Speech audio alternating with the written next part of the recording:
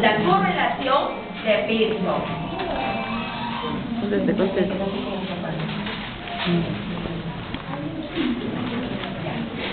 La correlación de Pearson. Para hacer la correlación de Pearson tenemos que calcular el valor de R.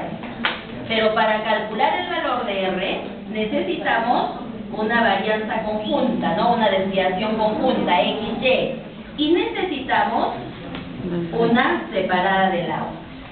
Estas ya las conozco. Y esa conjunta es la que nos faltaría trabajar. Pero hay una fórmula, ¿cierto? Pero antes de la fórmula es mecánica de sí.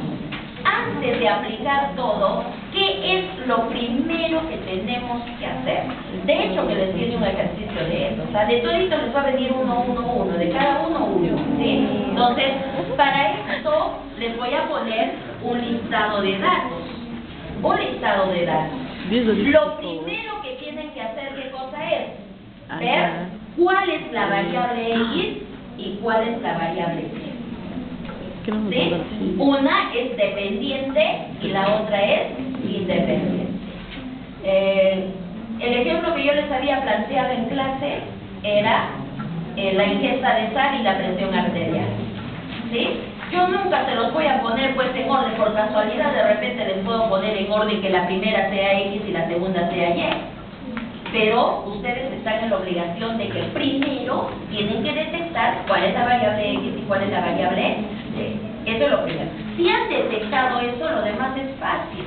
Con la calculadora, utilizando el stat de la calculadora o el SD de la calculadora, hallan la media y hallan la desviación. Tanto para la variable X como para la variable Y. Y lo demás es reemplazar en la fórmula. No hay más detalle. Lo demás es saber hacer operaciones también, ¿de acuerdo? Lo demás es saber hacer operaciones. ¿Por qué les digo saber hacer operaciones? Escúchenme, porque algunos detectan muy bien esto y queda arruinado cuando hacen la operación. ¿Por qué? Porque el problema es en esto. Cuando tienen que hacer una división, escuchen por favor. Aquí pueden tener, por ejemplo, A por B, los valores, ¿de acuerdo? Y luego tienen que dividir entre C por D. ¿Qué hacen en la calculadora? Ponen el valor de A, ponen el signo por, ponen el valor de B, ponen la división C por D. Está mal hecho. No todas las calculadoras reconocen eso, ¿no? Hay algunas que sí, ¿no? Pero ¿qué es lo que hacen? Este resultado solo lo dividen entre estos. Y el resultado de todo recién lo multiplican por D. Ahí nos equivocamos. Entonces, ¿qué tenemos que hacer? Utilizar paréntesis, pues. Ponen, ya desde el comienzo, paréntesis, A por B, cierro paréntesis, la división, abro paréntesis, C por D, cierro paréntesis, y recién pongo igual. Nada nos cuesta poner paréntesis, por favor. ¿Sí? De lo contrario, no nos sale el resultado. Y ahí está el error. ¿Sí? Entonces, mayor cosa no hay en la ecuación de correlación. Ahora, ¿cómo me doy cuenta si lo he hecho bien o no lo he hecho bien? Porque los valores solo pueden estar entre -1 y 1. Entonces, si alguien sacó como valor de R 1.4, está mal, pues. Ya no puede ser solo entre -1 y 1, no más. ¿De acuerdo? Ahora, ¿qué significa que tenga 1 como valor?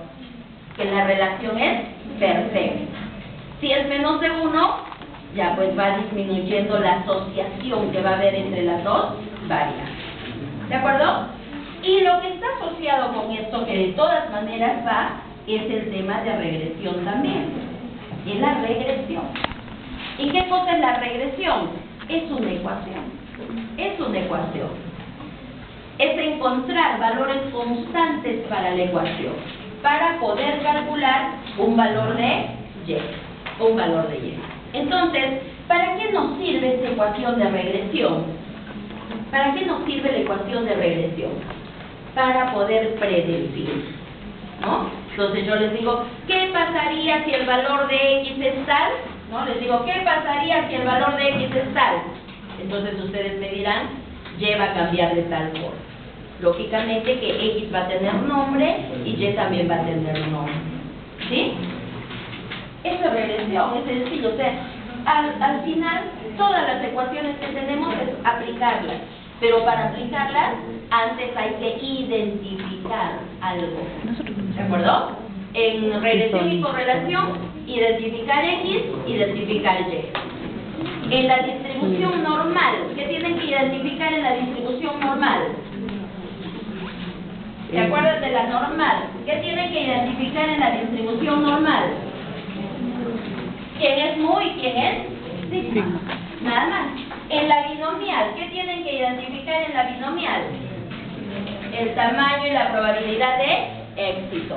¿Quién se asocia con la probabilidad de éxito? R. Eso van de la mano. Siempre es así. ¿De acuerdo? Después, ¿qué más hemos hecho? Nada más. Con las medidas de posición creo que no hay problema, ¿no? A ver, Mita. ¿Ah?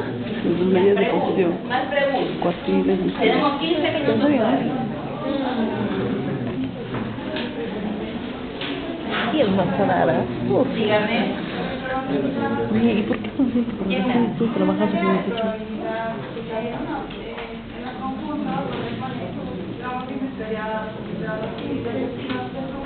Ya, voy a volver a repetir. Es que no han estado a las 7:15.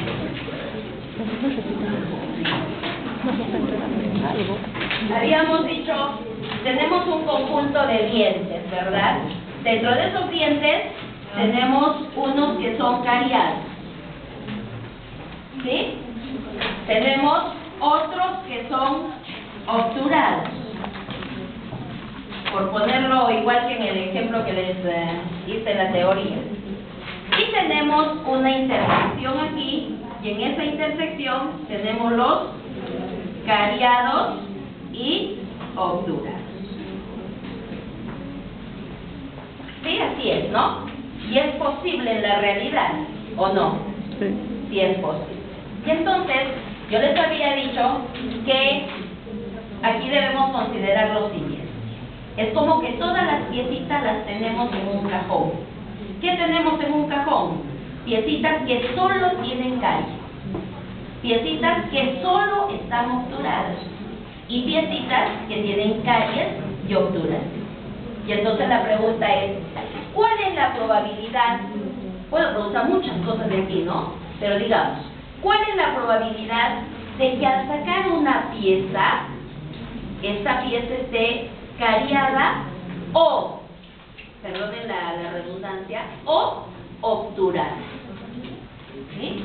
Decimos, ¿cuál es la probabilidad de que esté cariada o obturada? Lo vamos a poner así, porque aquí debiera ir uno para que no se repita la O. Entonces, o obturada.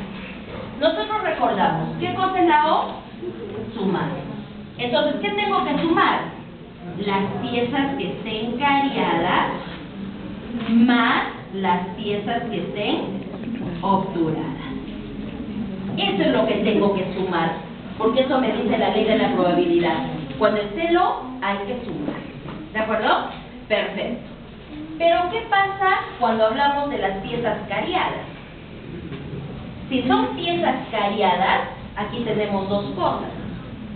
Solo cariadas y cariadas y obturadas. Al fin son cariadas, ¿estamos de acuerdo?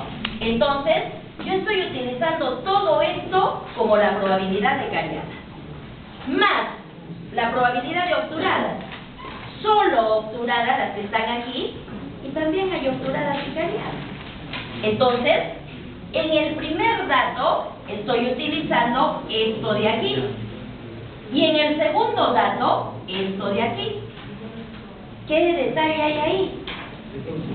Que estamos utilizando doble vez esta intersección. Y entonces, ¿qué tenemos que hacer? Restarle esa intersección que es cariado y obturado. Es lo mismo decir cariado o obturado que decir cariado y obturado. No. Si yo digo cariado y obturado, solo me refiero a eso, ya no a eso. ¿De acuerdo? Ya está. ¿Está más claro? ¿Sí? ¿Quién me preguntó? ¿Sí? ¿Está más claro? Entonces, ahí es en donde restamos, ¿ya? Ahora ustedes tienen, les he dado datos, ¿no? Les he dicho 50 piezas sanas, no sé, no me acuerdo, 80 piezas cariadas, 10 piezas obturadas, y digo 30 piezas cariadas y obturadas. ¿Cómo sacamos la probabilidad? La división. Lógico, dividiendo subconjunto entre el conjunto. Esto hemos aprendido. ¿Y cuál es el conjunto? El total, pues, de todo, ¿no? Ese es el conjunto, ese es el total. Y entonces cada uno de estos es el subconjunto sobre el total. Tendría que dividir 50 entre ¿cuánto da esto? 170. Ya, 50 entre 170. Esa será la probabilidad de sana. 80 entre 170, solo cariadas. 10 entre 170, solo obturadas. 30 entre 170, cariadas y obturadas. Si yo les digo que tengan caries, yo no les digo solo caries, sino les digo que tengan caries. 50. 80 más 30. Son las que tienen caries. Si digo que sean obturadas, 10 más 30.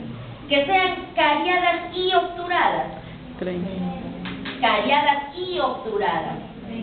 30 entre 170. Que sean cariadas o obturadas. 80 más. Sería aquí 120 entre 170. Más 40 entre 170. Menos 30 entre 170. ¿Se entendió? Digo cariadas o obturadas. ¿Quiénes son cariadas de este grupo? 80. Estas y estas. ¿Quiénes son obturadas de este grupo? Estas y estas. Pero si solo sumo así, estoy repitiendo. ¿Qué tengo que hacer? Restar lo que se está repitiendo. ¿Qué más?